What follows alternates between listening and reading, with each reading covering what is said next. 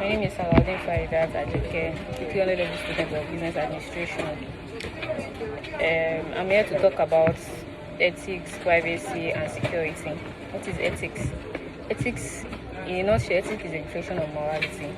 Ethics is a system of moral principles that human beings use to judge what is right or wrong and to develop a rules of conduct. It can also be defined or explained as a system of moral principles about what is right or wrong, what is morally accepted, and what is morally unaccepted. There are two ethical frameworks that are widely accepted. We have natural laws and rights and utilitarianism.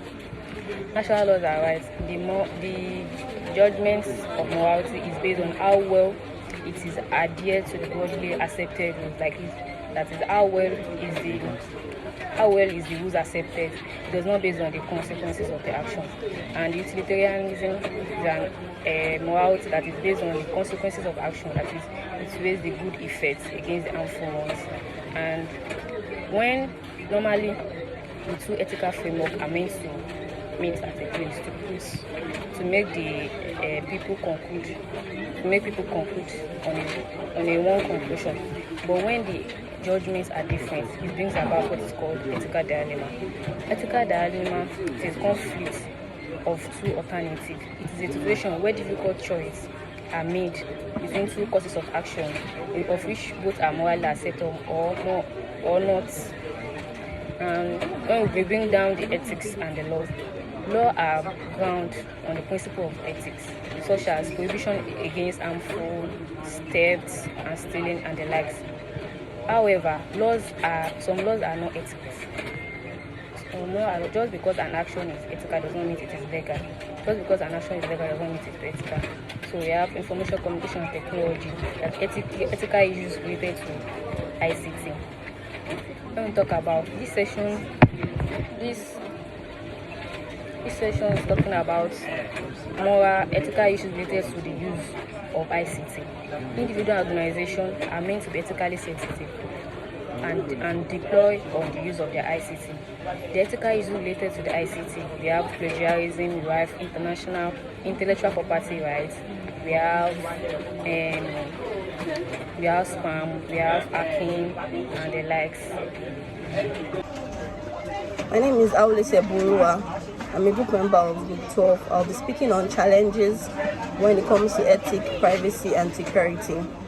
The first example I'll be citing is intellectual properties.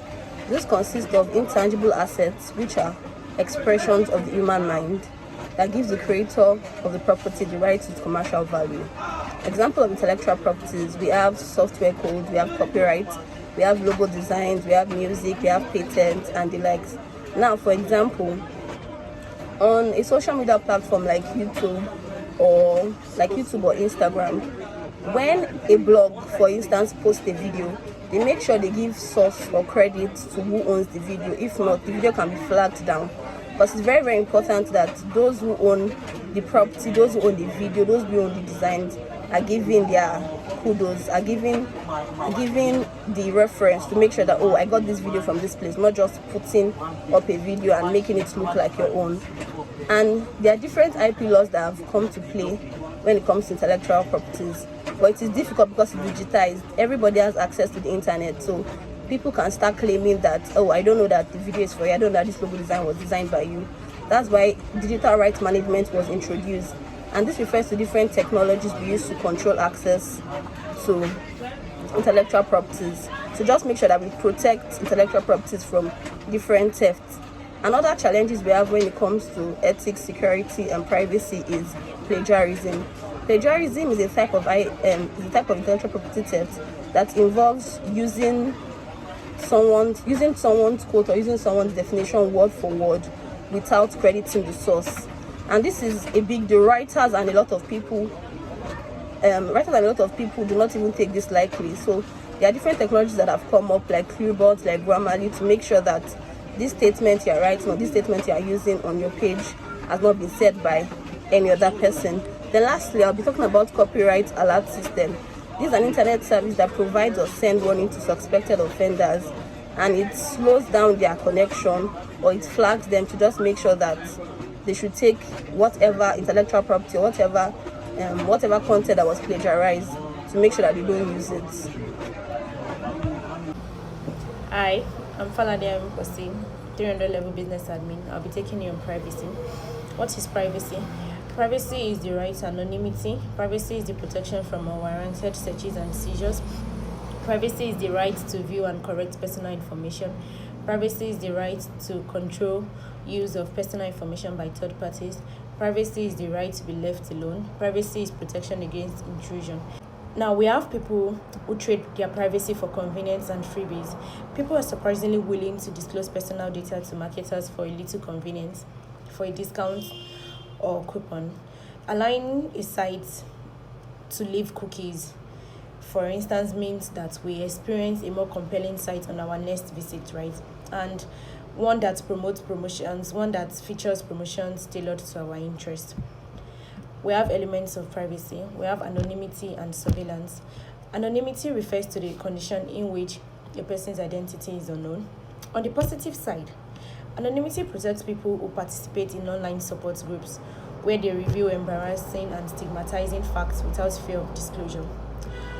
On the negative side, anonymity also protects terrorists, criminals, and spammers, even vengeful posters. Online identity can be obscured by using fake names, nicknames, free emails, and public computers. Another way of experiencing of achieving anonymity on internet is through a proxy. A proxy is just like an intermediary server that connects the person to the site without disclosing your own information. Surveillance just refers to monitoring of behavior, monitoring and evaluating of behavior for a period of time. And now we have lots of technologies that monitor our emails, our text and your web surfing and any other online communications, e.g. like your CCTV. So although there are sound reasons for surveillance, there are also downsides. Despite the concerns about cyber slacking, surveillance itself can sometimes cause a drop in productivity. Monitored employees may also suffer more stress, resulting in increased absenteeism and lower productivity. Thank you. Now, Shola will be taking us on security.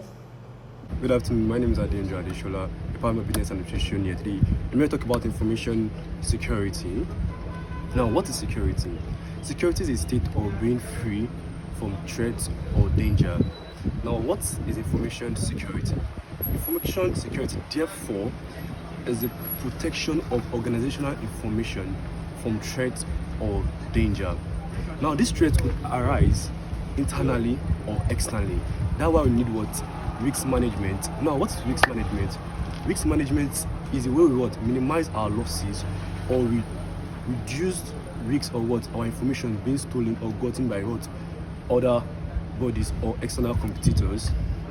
Now, we have two types of information security controls, which are administrative information security control and technical security control. Administrative security control, therefore, are the procedures, are the process and policies which the organization puts in place in order to control the loss of information within the company.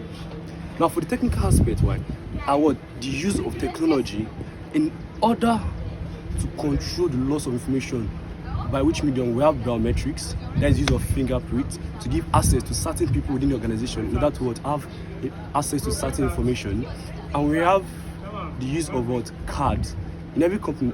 In cards for different work at different levels to have access to certain information against within the organization. Now, let's take WhatsApp for an example. It's an encrypted text, meaning the information shared between you and another person cannot be gotten by another person through hacking. Now, why do we need information security within the organization? In order to minimize our losses during the competition between our competitors, and in order to protect the firm from going bankrupt. Thank you. Good day, my name is Joshua Olumide, and I'll be talking about the human elements in information, ethics, security, and privacy.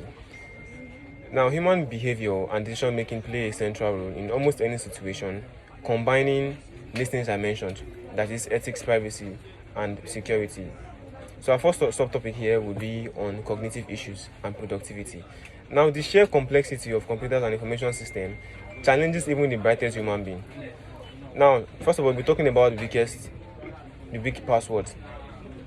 Due to probably laziness or busyness of we human beings, we tend to create weak passwords. For example, using of date of birth, using of pet names, most of us are used to using 1, 2, 3, 4, 5, 6, which is a very weak password and makes it easier for intruders to gain access to our accounts. So some companies have come up with what we call a single sign-on. An example is Facebook.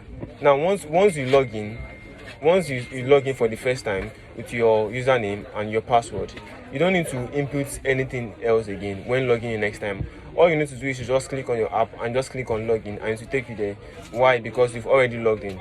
Some even introduced fingerprints, which makes it very easy and prevents intruders from gaining access to your account. While some use of face identification, that's Face ID, which makes it very easy for us.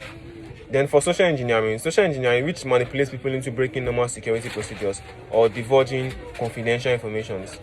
Humans are tempting targets for those with malicious intent who understand such behavior. Since people know about the laziness of human beings or the business, it makes it easier for them to be able to hack into other people's accounts or input other people's details. So that's what we're going to be talking about. Then we have some laws and regulations put together to prevent such things.